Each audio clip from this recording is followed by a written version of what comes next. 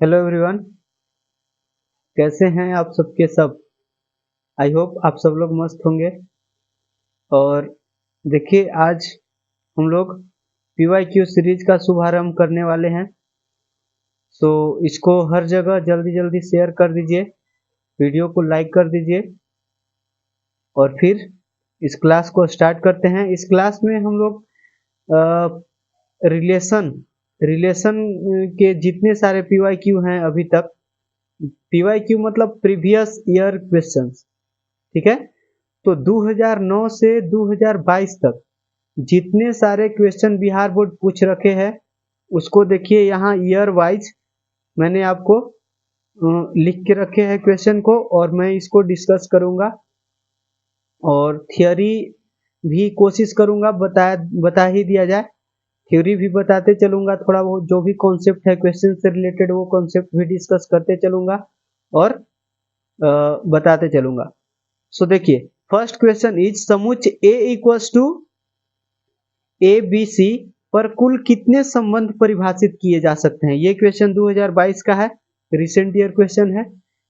तो इसमें कितने संबंध परिभाषित किए जा सकते हैं। मैंने आपको बताया था, अगर किसी रिलेशन को सेट ए पर डिफाइन किया जाता है तो इसका मतलब वो ये है कि ये जो रिलेशन है ए से ए में डिफाइन किया जा रहा होगा। मैंने बताया था आपको कि अगर कोई रिलेशन किसी सेट ए पर डिफाइन किया जा रहा है, इसका मतलब वो रिलेशन ए से ए में खुद से खुद में डिफाइन किया जा रहा है। समझ में आया आपको। तो इसका मतलब क्या हुआ, इसका मतलब ये हुआ कि ये जो रिलेशन है वो किसका सबसेट होगा जी। This is subset of A cross A. This is subset of A cross A. मतलब ये जो रिलेशन होगा वो ए क्रॉस ए का सबसेट होगा। और आपको पता है कि जब ए सेट दिया हुआ रहता है और अगर इसमें n एलिमेंट रहते हैं, मान लीजिए कि इसमें n एलिमेंट्स है, n एलिमेंट्स, ठीक है, n एलिमेंट्स इसमें भरे हुए हैं, तो नंबर ऑफ सबसेट्स का फॉर्मूला क्या होता है। Number of subsets equals to क्या होता है, 2⁻n। तो उसी तरह एक ये सेट है, इसके अंदर टोटल कितने एलिमेंट होंगे, इसके अंदर टोटल एलिमेंट होंगे 9। क्योंकि मैंने ये फॉर्मूला भी आपको बताया था कि number of elements in A cross B बराबर क्या होता है, number of elements in A into number of elements in B. तो यहाँ ए के जगह पर भी ए है और बी के जगह पर भी ए है, मतलब number of elements in A cross A कितना होगा, यही number of elements in A into number of elements in A. तो number of elements in A कितना है, 3। देख लीजिए 1 2 3, और यहाँ भी 3। तो टोटल ए क्रॉस ए में कितने एलिमेंट्स आए, 9 एलिमेंट्स आए।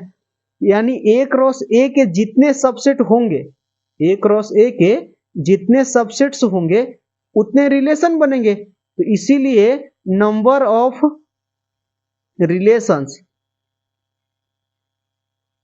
Relations on a set A equal to, मैंने फॉर्मूला क्या लिखवाया था, 2⁻ number of elements in A cross ए।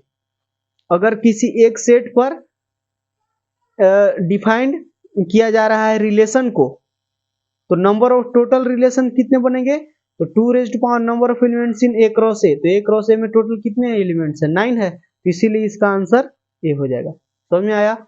मान लीजिए कि ए दिया है ये और एक दूसरा सेट दे दिया जाता, क्वेश्चन आपको से पूछा होता कि समुच्च ए बराबर इतना और एक समुच्च बी बराबर दे देता, और पूछ दिया जाता कि ए से बी में परिभाषित संबंधों की संख्या कितनी होगी। तो अगर कोई रिलेशन ए से बी में परिभाषित है, ए से बी में मतलब ये जो रिलेशन है वो किसका सबसेट होगा, ए क्रॉस बी का सबसेट हो जाएगा। अगर कोई रिलेशन ए से बी में परिभाषित है तो उस केस में ये जो रिलेशन है वो ए क्रॉस बी का सबसेट होगा। मतलब ए क्रॉस बी के जितने सबसेट बनेंगे उतने सारे रिलेशंस बनेंगे। तो उस केस में आपको नंबर ऑफ रिलेशंस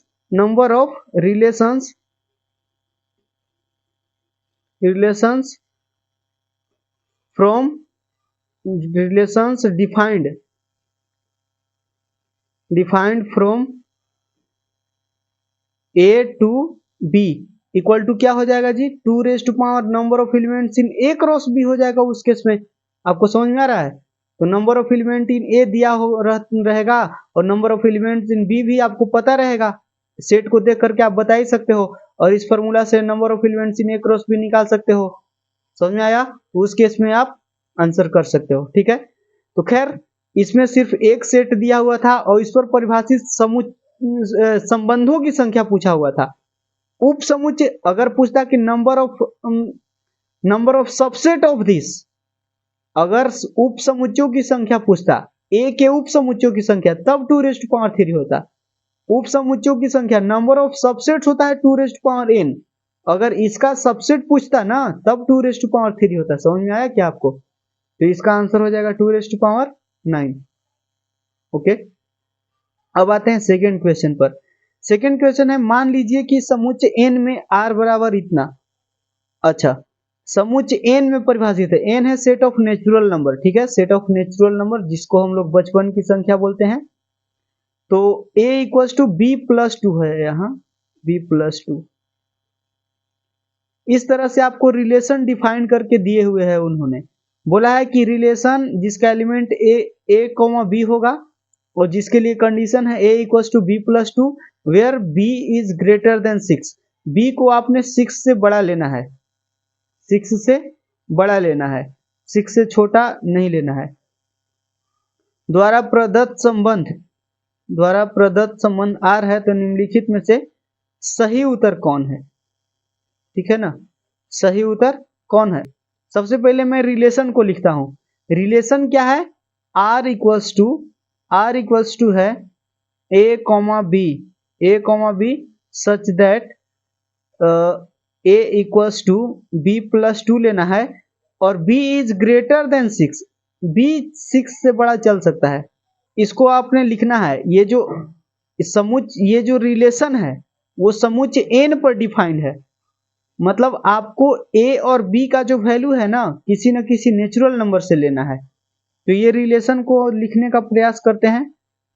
तो बोल रहा है a और b लेना है, लेकिन a बराबर क्या लेना है? b से 2 ज्यादा। जितना आप b लोगे ना उससे 2 ज्यादा a लेना। इसका मतलब ये ना हुआ a equals to b plus 2 है, मतलब क्या, जो a का वैल्यू होगा वो b से 2 ज्यादा होगा। तो और b का वैल्यू बता दिया है कि b का वैल्यू आपने 6 से बड़ा लेना है। तो b का वैल्यू अगर हम 7 लेंगे तो a का वैल्यू क्या लेना पड़ेगा? b का वैल्यू अगर 7 लेंगे तो a का वैल्यू 7 2 9, 9,7 हो गया। फिर b का वैल्यू हम कितना ले सकते हैं जी? 6 से बड़ा लेना है ना, तो 8 ले सकते हैं। 7 ले लिए, अब 8 ले सकते हैं। अगर 8 लोगे, 8 ले लिया तो 8 और 2 10, तो ये 10 हो जाएगा। तो आप देखिए कि ये इसमें तो बहुत सारे एलिमेंट्स आएंगे, समझ में आ रहा है? इसमें बहुत सारे एलिमेंट्स आएंगे ना यार। तो इसमें देख लीजिए कौन मैच कर रहा है। ओ, आई थिंक एक भी मैच नहीं कर रहा है ना। अच्छा जी, क्वेश्चन में थोड़ा सा कुछ गड़बड़ लग रहा है। क्वेश्चन को एक बार मैं चेक कर लेता हूं, ठीक है ना।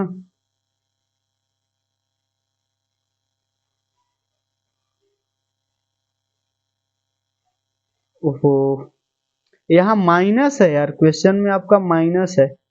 मैंने देखा ये क्वेश्चन जो है ना, आप देख लीजिएगा 2020 का क्वेश्चन है।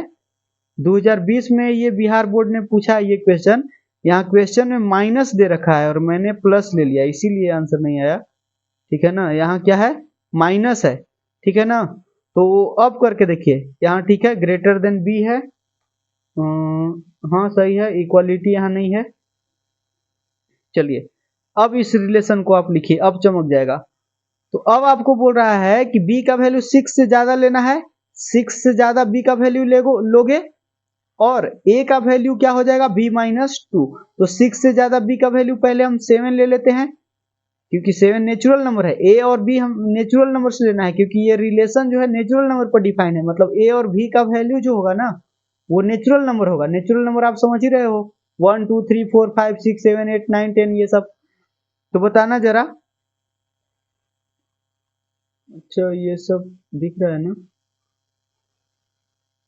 देखिए अगर मैं b का वैल्यू 7 लूंगा तो 7 माइनस 2 कितना 5, तो a का वैल्यू आ जाएगा 5, तो एक एलिमेंट बना 5,7। फिर लेते हैं 8, 7 के बाद 8 लेते हैं, तो अगर b का वैल्यू हम 8 लेंगे तो 8 माइनस 2, b का वैल्यू 8 लेंगे तो 8 माइनस 2 6, तो 6,8। उसी तरह और भी एलिमेंट बनेगा, तो देख लीजिए ये 5,7 है क्या, 5,7 नहीं है, और 6,8, हाँ 6,8 है, तो ये हमारा आंसर हो जाएगा। और भी आगे एलिमेंट बनाते चलिए, बहुत सारे इनफाइनाइट एलिमेंट आएंगे क्योंकि नेचुरल नंबर खत्म थोड़ी होगा। b का वैल्यू 6 से बड़ा लेने के लिए बोल रहा है, तो 6 से बड़ा नेचुरल नंबर 1 2 थोड़ी है, बहुत ज्यादा है। जैसे b का वैल्यू मैंने 8 ले लिया, अब 9 ले सकते हैं, तो अगर 9 लेंगे तो 9 माइनस टू 7, तो 7,9 हो जाएगा, तो 7,9 भी नहीं है। और एलिमेंट बहुत सारे इसके अंदर तो एलिमेंट आएंगे, लेकिन r के अंदर कौन था, this belongs to r, 6,8 is an element of relation r, तो ये हमारा आंसर हो जाएगा। समझ में आया क्या। अब आते हैं नेक्स्ट क्वेश्चन पर। अब देखिए क्वेश्चन है किसी समतल की, थर्ड क्वेश्चन जो 2019 से पूछा गया है। इस चैप्टर से ये जो रिलेशन है, इस चैप्टर से आपको हर साल लगभग एक क्वेश्चन आता है, ठीक है। तो हर साल एक ही क्वेश्चन देखने के लिए मिलेगा, तो आपके एग्जाम में भी हो सकता है कि एक ही क्वेश्चन पूछे, एक से ज्यादा क्वेश्चन पूछने के चांस नहीं है। किसी समतल की सभी सरल रेखाओं का समुच्चय में r, किसी समतल के सभी सरल रेखाओं में समुच्चय r जो है वो लंब होने का संबंध है, तो संबंध r कैसा संबंध है, स्वतुल्य से और संक्रामक है, समित और संक्रामक है, सिर्फ समित है और इनमें से कोई नहीं। तो लंब होने का संबंध ये समझ में आया क्या, जिसे बोल रहा है कि अच्छा आपको स्वतुल्य ये समझ में आता है, स्वतुल्य, रिफ्लेक्सिव रिलेशन, ट्रांजिटिव रिलेशन और सिमेट्रिक रिलेशन, ये आपको पता है ना। स्वतुल्य में खुद का खुद के साथ रिलेशन देखते हैं, और संक्रामक में सम्मित में दो चीजों के साथ रिलेशन देखते हैं, और संक्रामक में तीन चीजों के साथ रिलेशन देखते हैं। आप यहां से याद कर लीजिए ये बात कि स्वतुल्य में सिर्फ एक आदमी की जरूरी होता है, एक चीजों की जरूरी होता है, ठीक है। खुद के साथ रिलेशन देखते हैं, और सम्मित में दो आदमियों में रिलेशन देखते हैं, उल्टा उल्टा रिलेशन, और संक्रामक में तीन गो की जरूरी पड़ता है। तो चेक करके देखते हैं कि क्या क्या है।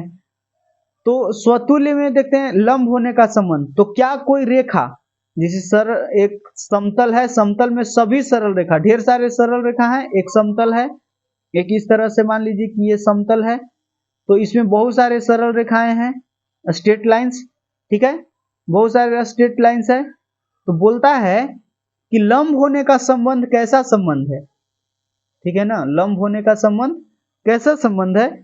तो उस केस में आपको क्या चेक करना होगा कि कोई रेखा क्या खुद के साथ लंब हो सकता है, नहीं ना, कोई रेखा खुद के साथ समानांतर होता है, ना कि वो लंब होता है, लंब नहीं होता है, मतलब वो स्वतुल्य तो नहीं होगा, स्वतुल्य नहीं होगा तो ये गया। समझ में आया, आपको समझ में आ रहा है। स्वतुल्य खुद के साथ रिलेशन, जैसे ये मान लीजिए कि रेखा है, तो क्या ये खुद के साथ लंब हो सकता है, नहीं, खुद के साथ लंब नहीं हो सकता है, लेकिन अगर एक और पेन रहेगा, एक और पेन रहेगा तो वो उसके साथ लंब हो सकता है। देखिए मैं लिख के बता ही देता हूँ, जस्ट वेट।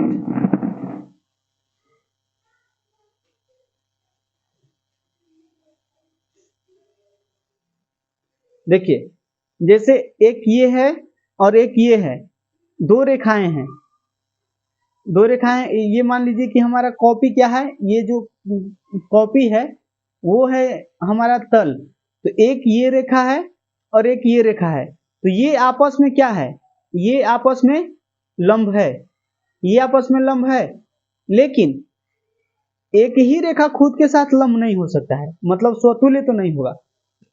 सममित के लिए दो चीजों की जरूरत पड़ता है, तो दो को ला लिए, दो ला लिए। अब हम लोग देखते हैं सममित में होता है कि अगर ये इसके लंब है तो ये इसके लंब भी होना चाहिए, तो हाँ है। आपको ये बात समझ में आ रहा है क्या, सम्मित में होता है, देखिए मैं लिख देता हूं थोड़ा सा आपको, रिफ्लेक्सिव के लिए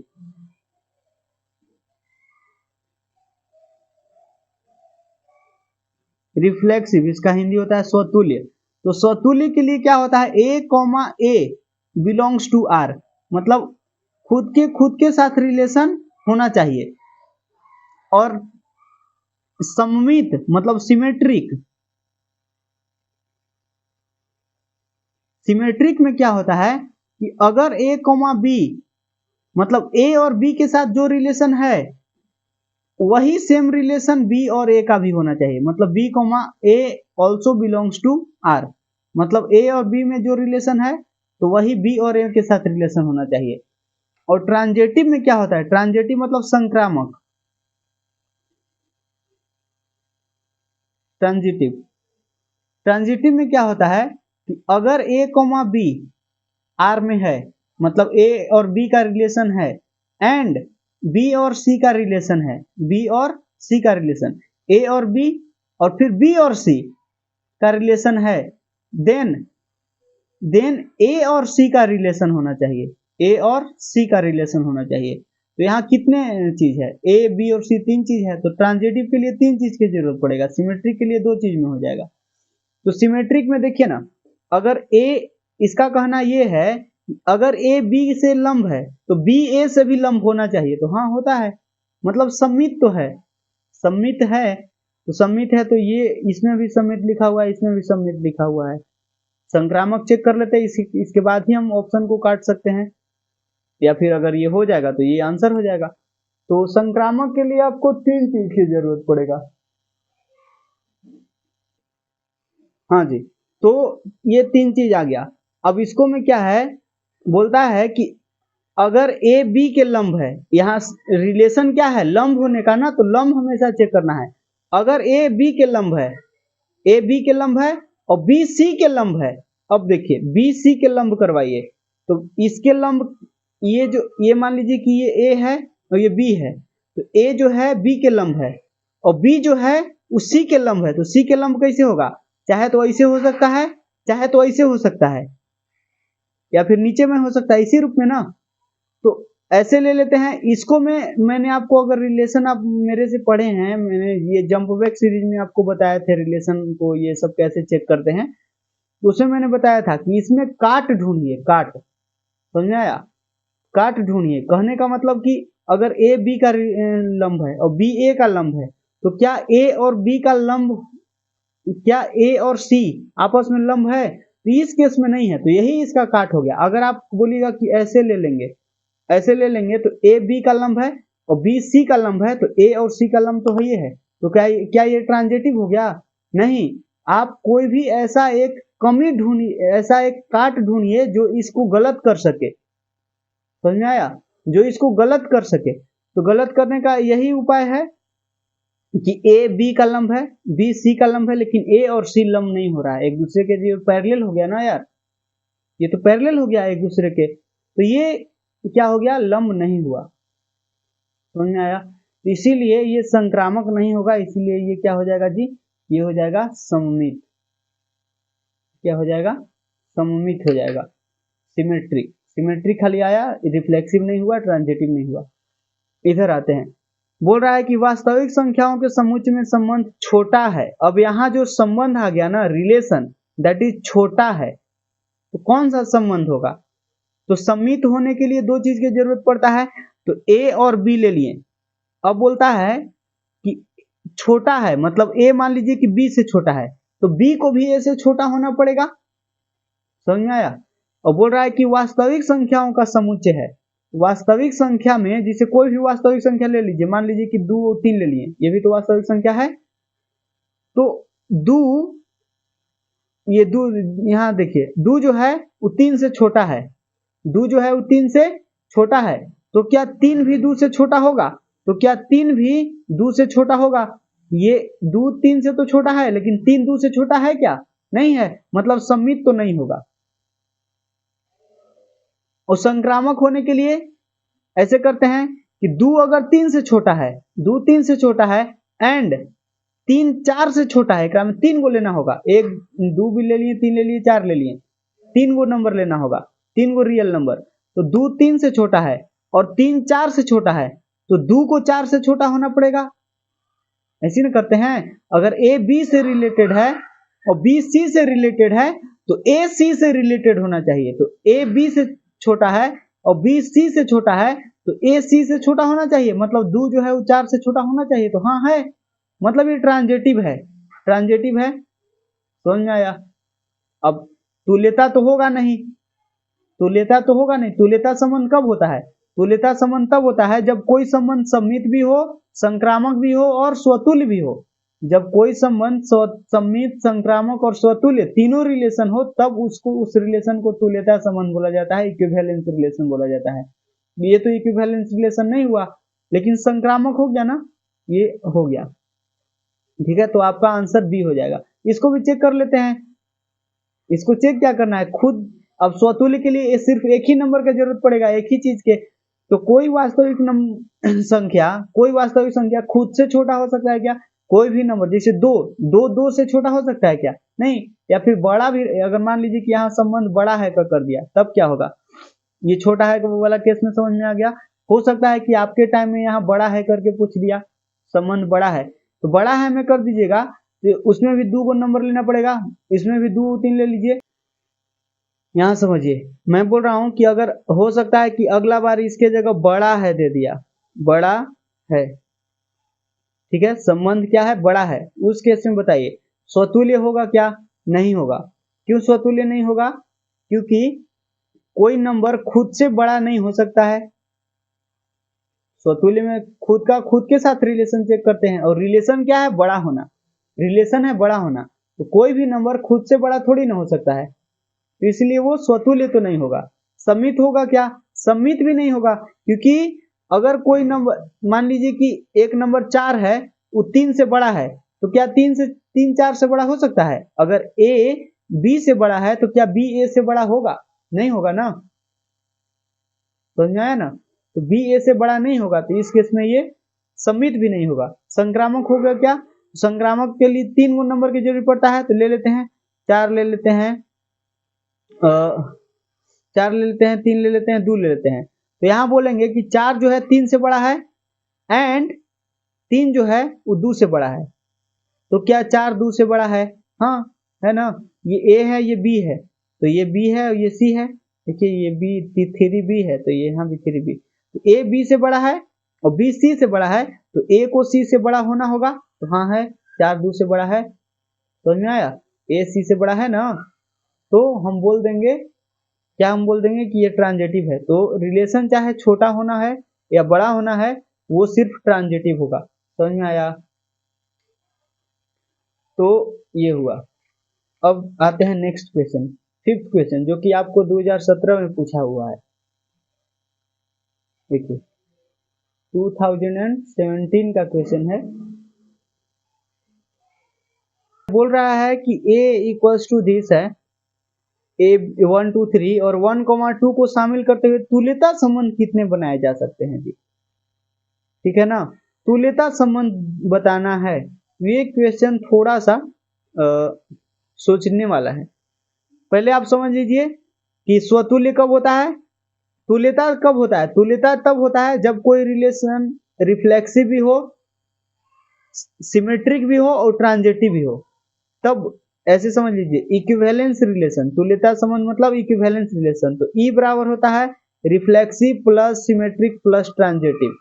एक ऐसा संबंध जो रिफ्लेक्सिव हो, ये सिमेट्रिक हो एंड ट्रांजिटिव हो, तो उसको हम इक्विवेलेंस रिलेशन बोलते हैं, मतलब तुल्यता संबंध बोलते हैं।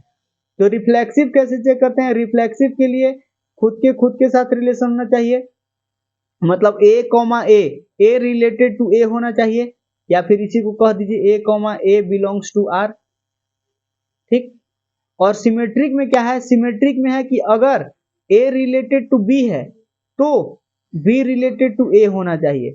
अगर ए के साथ ए और बी के जो रिलेशन है वही रिलेशन बी और ए के भी है, तब हम बोल देंगे कि सिमेट्रिक है। इसका मतलब ये हुआ कि A comma B, if A comma B belongs to R, then B comma A also belongs to are.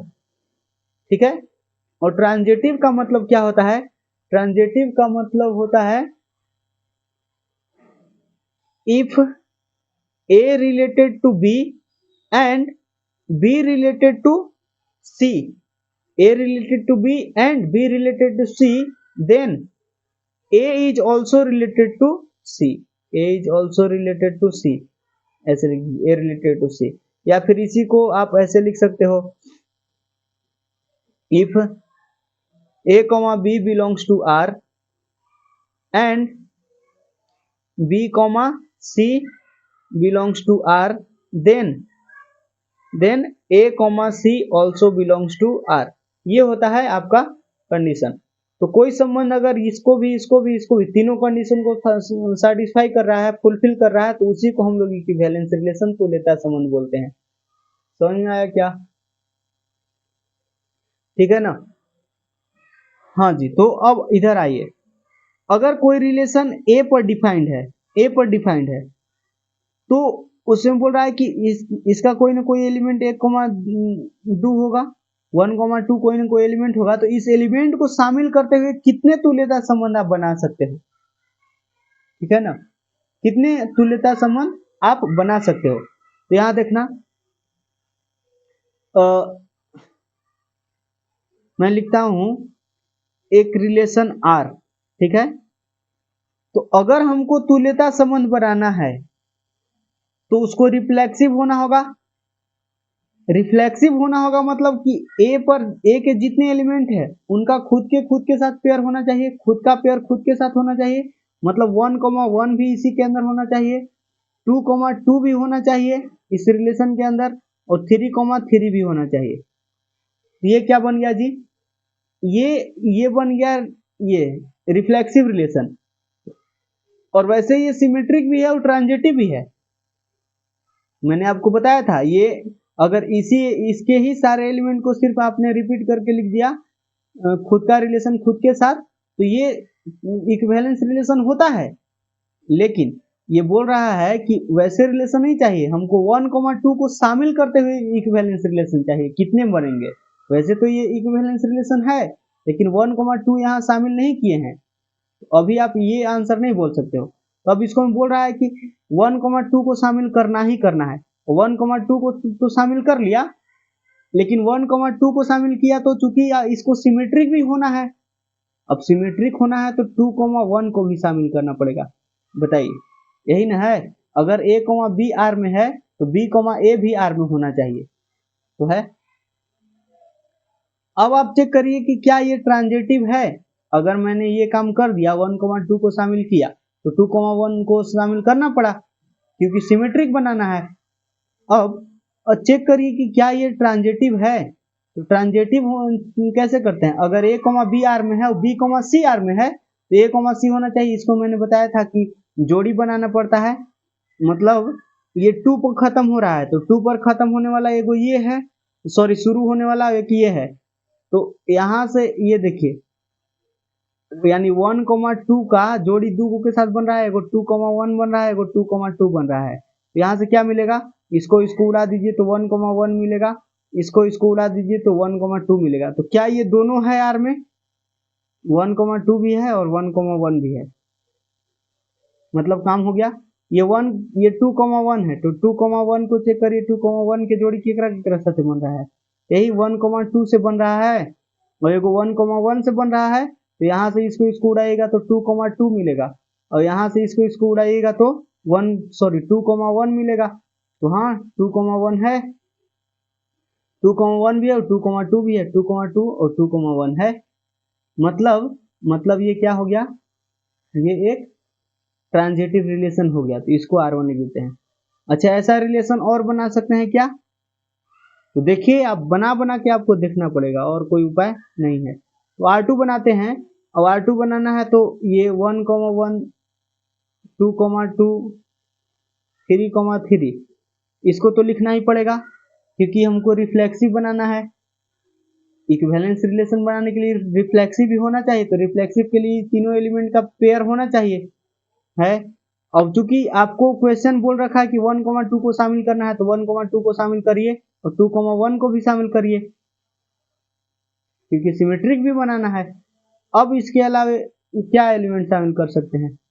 अभी अगर 1,3 शामिल करेंगे, 1,3 शामिल करेंगे तो 3,1 भी शामिल करना पड़ेगा, बताइए हाँ या ना? 3,1 भी शामिल करने पड़ेंगे ना। क्यों? इसलिए क्योंकि सिमेट्रिक बनाना है। 3,1 लिए तो 1,3 लिए तो 3,1 भी लेना होगा, ठीक है ना? तो बताइए जरा, इसको अब चेक करिए। अब इसको आप चेक करिए कि क्या हो सकता है। ये अब हो जाएगा रिफ्लेक्स, ये सिमेट्रिक तो हो गया, ट्रांजिटिव होगा क्या? ट्रांजिटिव होगा। तो देख लीजिए आप 1,3 का जो जोड़ा है, इधर बना देते हैं। जोड़ा कौन कौन बन रहा है? 3 से शुरू होने वाला एगो 3,1 बन रहा है, और क्या बन रहा है जी? 3,3 बन रहा है, 3,3 बन रहा है। तो यहाँ से क्या मिल रहा है? यहाँ से इसको उड़ाइएगा तो 1,1 मिलेगा जो कि है इसमें। यहाँ से इसको उड़ाइएगा तो 1,3 है जो कि है इसमें, है ना? और क्या है? अब देखिए, अब इसका तो काम हो गया। अब 3,1 वाला देखिए, 3,1 का कितना कौन कौन जोड़ी बन रहा है? 1 से शुरू होने वाला कौन कौन है? एगो तो 1,3 ही है, और फिर 1,2 है, 1,2 है, ठीक है? और क्या है? 1,1 है, बस। 1 से शुरू होने वाला तो 3 ही था, 1 2 और 3। हाँ जी, तो इसको उड़ाइएगा तो यहाँ से 3,3 मिलेगा, तो है ना? है 3,3 है। फिर यहाँ से यहाँ इसको उड़ाइएगा तो 3,2 मिलेगा, 3,2। 3,2 है क्या? नहीं है ना 3,2, तो 3,2 रखना पड़ेगा। और 3,2 रखिएगा अगर तो 2,3 भी रखना पड़ेगा। आपको समझ में आ रहा है क्या ये? इधर नहीं दिख रहा है तो इधर लिखते हैं। ये 3,2 हमको रखना पड़ेगा ना, क्योंकि इसको ट्रांजिटिव भी बनाना है, तभी तो ये होगा, इक्विवेलेंस रिलेशन होगा। तो हमने अगर यहाँ 3,2 रखा तो 2,3 भी रखना होगा, क्योंकि सिमेट्रिक भी बनाना है। तो 3,2 रख दिया। यहाँ इसका बन रहा था 3,2, तो 3,2 यहाँ रख दिया, जरूरी था तो। अब मजबूरी में इहो रखना पड़ेगा क्योंकि आपको सिमेट्रिक भी बनाना है। और यहाँ से ये क्या बन गया? 3,1, 3,1। तो 3,1 है क्या? हाँ है। अब देखिए आप, अब ये आप देखिएगा तो ये तो इक्विवेलेंस, ये तो वो बन गया ना, यूनिवर्सल रिलेशन बन गया। यूनिवर्सल रिलेशन की मतलब ये जो रिलेशन आर है वो ए से ए में डिफाइंड है, ए से ए में डिफाइंड है। मतलब ये जो रिलेशन आर होगा वो किसका सबसेट होगा? वो ए क्रॉस ए का सबसेट होगा। तो ये पूरा ए क्रॉस ए ना आ गया, ए क्रॉस ए पूरा आ गया। देख लीजिए आप, ए क्रॉस ए में कितना एलिमेंट आएगा? 9 गो एलिमेंट आएगा ना, क्योंकि ए में 3 गो है। तो 1 2 3 4 5 6 7 8 9, 9 के 9 एलिमेंट आ गया। अब ये इक्विवेलेंस रिलेशन हो गया। आप किसी भी एलिमेंट को चेक करके देख लीजिए, यहाँ 3,2 से चेक करिएगा तो 3,2 के जोड़ा देख लीजिए आप। हर एक एलिमेंट के जोड़ा बना बना के देख सकते हैं कितना 3,2 के कितना जोड़ा बन रहा है। 2 से शुरू होने वाला देखिए 2,1 है, 2,1। तो इसको उड़ाइएगा तो 3,2 मिलेगा। तो 3,2 तो है, 3,2 है ना इसके अंदर। अब 2 से शुरू होने वाला और क्या है? 2 से शुरू होने वाला एक 2,2 है, 2,2 है। तो 2 से 2 खत्म होगा तो 3,2 बनेगा, 3,2 बनेगा। अच्छा, ये 3,1 बन रहा था, 3,1 तो है, ये 3,2 बनेगा, तो 3,2 भी है। इसी तरह आप हर एक एलिमेंट के लिए चेक करोगे तो यही आएगा, और 2 से ज्यादा नहीं बनेगा, क्योंकि एक ये बना और एक ये, तो पूरा रिलेशन ही आ गया। मैंने बताया था ना, रिलेशन लिखने के लिए ये पूरा जो रिलेशन है ये यूनिवर्सल रिलेशन के बराबर आ गया। अगर ये सब आपको नहीं पता चल रहा है यूनिवर्सल रिलेशन क्या होता है और ये सब कैसे हम कर रहे हैं, तो इसके लिए थोड़ा सा आप वो रिलेशन वाला लेक्चर जाके देख लीजिए, आपको सब कुछ समझ में आ जाएगा, ठीक है ना?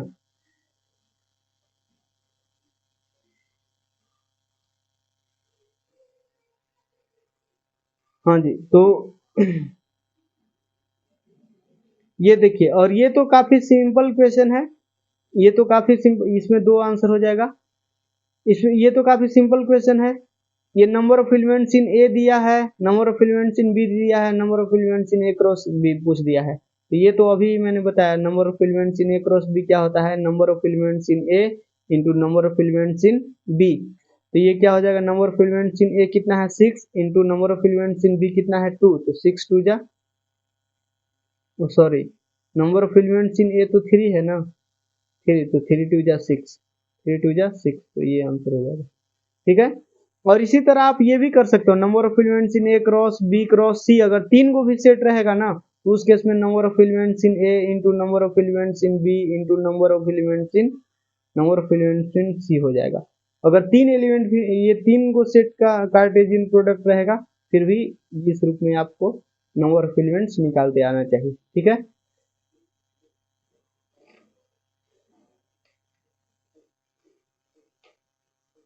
फिर देखिए अब से छोटा वाला ही रिलेशन पूछा है, से छोटा वाला ही रिलेशन वही है, बस वहां वास्तविक संख्याओं का समुच्चय था और यहाँ प्राकृत संख्याओं का समुच्चय बोल दिया।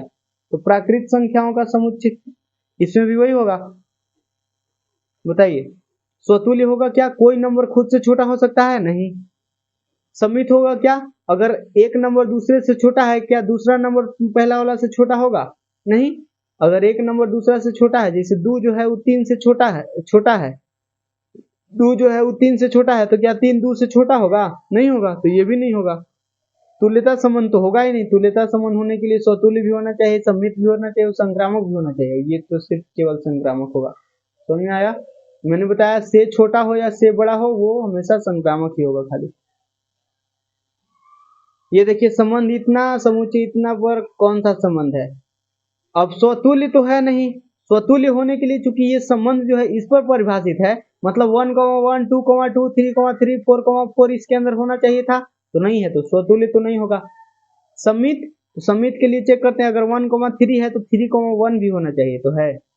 4, 2 है तो 2, 4 भी होना चाहिए, नहीं है, तो गड़बड़ हो गया ना, मतलब सम्मित भी नहीं है। संक्रामक चेक कर लेते हैं जी, और संक्रामक भी नहीं हुआ तो ये वाला। संक्रामक में हम लोग जोड़ी बनाते हैं, जिसे अभी बना रहा था जोड़ी, ये 1, 3 है तो 1, 3 का जोड़ी बनाइए। 3 से शुरू होने वाला क्या है, 3 से शुरू होने वाला 3, 1 है, तो इसकी ये खत्म हुआ, तो यहाँ से क्या मिलना चाहिए 1, 1 मिलना चाहिए। क्या 1, 1 है इसके अंदर, नहीं है, नहीं है ना, तो गड़बड़ हो गया, मतलब ये संक्रामक भी नहीं हुआ, संक्रामक नहीं हुआ तो इसका आंसर इनमें से कोई नहीं। ठीक है, इसका आंसर क्या हो गया, इनमें से कोई नहीं। अब आते हैं नेक्स्ट क्वेश्चन पर, ये 2011 का सिंपल क्वेश्चन था।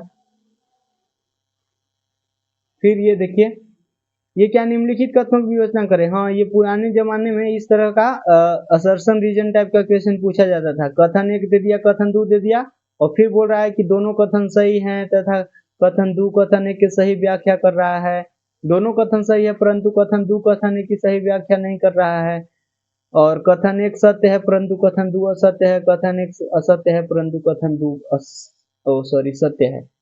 तो इस तरह से क्वेश्चन दिया हुआ रहता था, पहले क्वेश्चन आता था इस तरह का, अब नहीं आते हैं। बोल रहा है कथन 1 क्या बोल रहा है,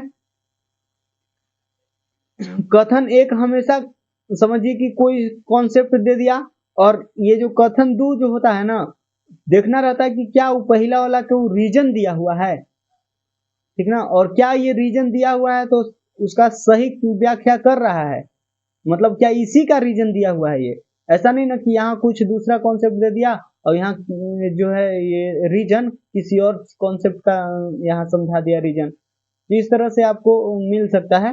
तो खैर यहाँ तो बिल्कुल अलग है। देखिए, किसी समतल में एल रेखाओं का समुच्चय है, किसी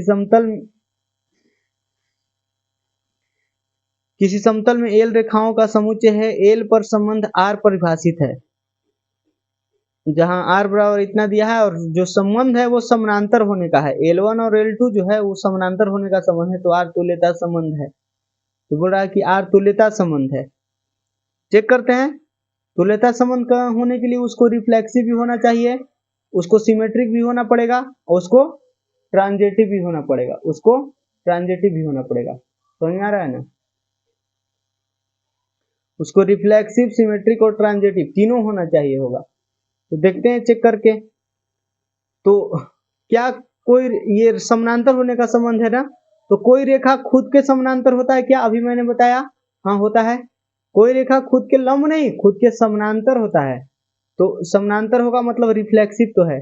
अब सिमेट्रिक, सिमेट्रिक में कि अगर L1 L2 के समानांतर है तो क्या L2 L1 के समानांतर होगा? हाँ ऑब्वियसली होगा। तो ये सिमेट्रिक भी है। तो ट्रांजिटिव के लिए क्या करते हैं, अगर L1 L2 के समानांतर है, L2 L3 के समानांतर है, तो L1 L3 के समानांतर होना चाहिए। हाँ है, ये चीज आपने बचपन में पढ़े थे ना। अगर L1 L2 के समानांतर है और L2 L3 के समानांतर है तो L1 L3 भी समानांतर होते हैं, और ऐसे दिख भी रहा है। ये L1 L2 के समानांतर है, अब L2 L3 के समानांतर है। अब बीच में से इसको हटा दीजिए, इसको बीच में से हटा दीजिए, तो क्या L1 L3 समानांतर नहीं है? है ना। ये ट्रांजिटिव ही है। अगर कोई रिलेशन रिफ्लेक्सिव है, सिमेट्रिक है और ट्रांजिटिव भी है तो उसको तुल्यता संबंध बोलते हैं कि नहीं बोलते हैं? तो कथन एक तो सही है। कथन दो क्या है? आर एक संक्रामक संबंध नहीं है। कैसे नहीं है? संक्रामक संबंध तो है ना यार, ट्रांजिटिव तो है, तो ये कथन दो गलत हो गया। तो कथन दो असत्य है, ये हो जाएगा ऑप्शन। ये समझ में आया क्या? फिर ये लास्ट क्वेश्चन है, आई थिंक ये लास्ट क्वेश्चन है। हाँ, ये 2009 में क्वेश्चन पूछा हुआ था। यदि आर एक संबंध है ए पर, जहां ए इक्वल्स टू इतना है, set A equals to this, और ये जो रिलेशन है वो आर है, तो बोल रहा है कि क्या है? स्वतुल्य है, सममित है, तुल्यता संबंध है, संक्रामक है? बताइए आप चेक करके।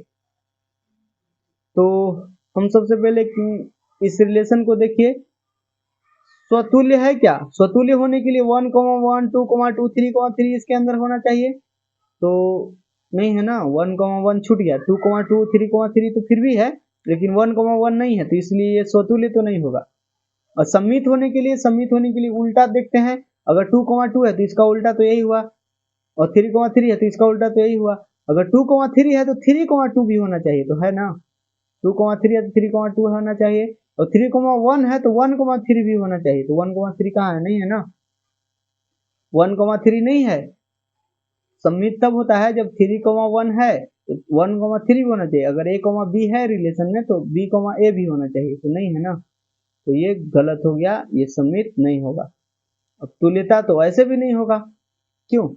तुल्यता तो ऐसे भी नहीं होगी। तुल्यता होने के लिए स्वतुल्य भी होना चाहिए, सम्मित भी होना चाहिए, संक्रामक भी होना चाहिए, क्योंकि ये दोनों तो पहले ही कट गया, तो ये तुल्यता भी नहीं होगा। संक्रामक है क्या? तो संक्रामक चेक करने के लिए जोड़ी बनाते हैं जी। वैसे अब ये ऑप्शन एक ही बचा, तो ये तो आंसर होगा ही, लेकिन चेक कर लेते हैं। तो ये 2,2 है, तो 2,2 जोड़ी बनाइए। तो 2,2, तो 2 से शुरू होने वाला कितना जोड़ी बन सकता है इसका? पहला जोड़ी 2,3 बना, तो 2 से 2 कटाइए, काटिए तो 2 और 3, यहाँ से क्या मिलेगा? 2,3 मिलेगा। तो 2,3 है इसके अंदर, हाँ है। चलिए ये बच गया। फिर 2 से शुरू होने वाला और कौन है? 2 से शुरू होने वाला 2, अच्छा इसी को लिखा था। 2 से शुरू होने वाला 2,1 है, 2,1, तो 2 से 2 खत्म हुआ, ये 2,1 बचा, तो 2,1 है क्या रिलेशन में? है ना, है। मतलब इसका तो काम बन गया। अब इसको चेक करिए, 3,3 का, तो 3,3 का कौन कौन जोड़ी बन रहा है? 3,3 का जोड़ी कौन कौन बन रहा है जी? तो 3 से शुरू होने वाला कौन कौन है? 3 से शुरू होने वाला 3,2 है, एक 3,2 है। यहाँ से 3 हटाइएगा तो 3,2 मिलेगा, जो कि इसके अंदर है ही। और कौन है? 3,1 है, तो 3 से 3 हटेगा तो 3,1 बचेगा। 3,1 तो है ये है, और 3 से शुरू होने वाला तो है नहीं। अब ये 2,3 को चेक करिए, 2,3, तो 3 से शुरू होने वाला कौन कौन है?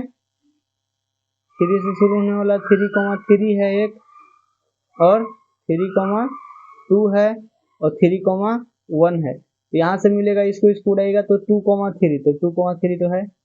फिर इसको उड़ाइएगा तो 2,2, 2,2 है।